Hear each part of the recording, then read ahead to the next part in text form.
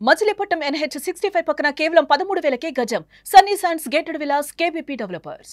2024 election టైంలో మొత్తం అంతా అంటే ఎవరైతే ఎన్ఆర్ఐస్ ఉన్నారో ఇక్కడ ముఖ్యంగా ఏపీ నుంచి చుట్టుపక్కల రాజధాని చుట్టుపక్కల నుంచి వెళ్ళిన ఎవరైతే ఉన్నారో వాళ్ళందరూ కూడా చాలా పని కట్టుకొని మరి టీడీపీ రావడానికి చాలా కష్టపడ్డారు, చాలా కృషి చేశారు అని అంటారు. నిజమా అది? 100% నిజమండి.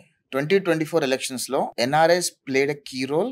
NRI voters are the game changers for 2024 elections అని చెప్తాను నేను. ఎందుకంటే ఆ చుట్టుపక్కల వాళ్ళే కాదండి, యావత్ ఆంధ్రప్రదేశ్ రాష్ట్రంలో పుట్టిన వాళ్ళందరూ కూడా ఎవరెవరైతే వేరే దేశాలకి వేరే రాష్ట్రాలకు వెళ్ళి స్థిరపడ్డారో వాళ్ళందరూ కూడా ఆంధ్రప్రదేశ్ రాష్ట్రానికి వచ్చి ఓట్లేశారు. ఈ రోజు 2024 ఎలక్షన్స్ లో చదువుకున్న వాళ్ళందరూ బయటకు వచ్చి ఓట్లేశారు కాబట్టే జగన్మోహన్ రెడ్డి 11 సీట్లకు పరిమితమయ్యాడు. మీ అందరికీ ఓట్స్ ఉన్నాయా అండి? ఇంకా స్టిల్ ఉన్నాయి అందరికి? అందరికి ఓట్స్ ఉన్నాయి. మధ్యలో ఓట్స్ తీసే ప్రయత్నం చేశాడు, మళ్ళీ ఎక్కించే ప్రయత్నం చేశాము.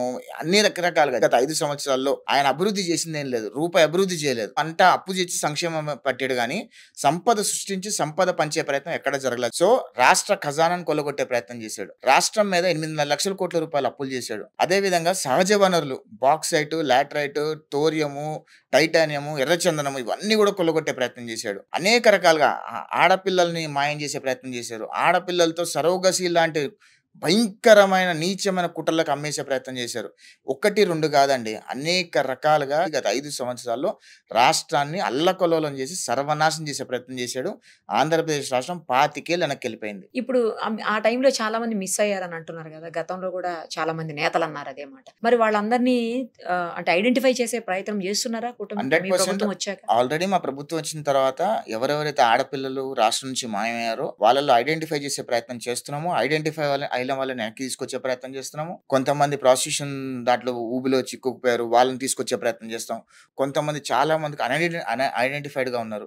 అదేవిధంగా కొన్ని NGOs కూడా ఈ మాయమైపోయిన ఆడపిల్లందరూ ఎక్కడికి వెళ్ళారు అని కొన్ని దర్యాప్తు చేస్తున్నాం. చాలా భయంకరమైన వాస్తవాలు బయటకు వస్తున్నాయి. మాయమైపోయిన ఆడపిల్లల్లో చాలా మంది సరోగసి బారిన పడిపోయారు. అంటే ఇక్కడ ఆడపిల్లలందరినీ ఒక దగ్గరకు ప్లేస్ కి తీసుకెళ్లిపోయి అక్కడ సరోగసి చేయించే ప్రయత్నం చేస్తున్నారు అనే కొన్ని వివిధ సందర్భాల్లో NGOs చేస్తున్న దర్యాప్తులు కూడా కొన్ని జరుగుతున్నాయి.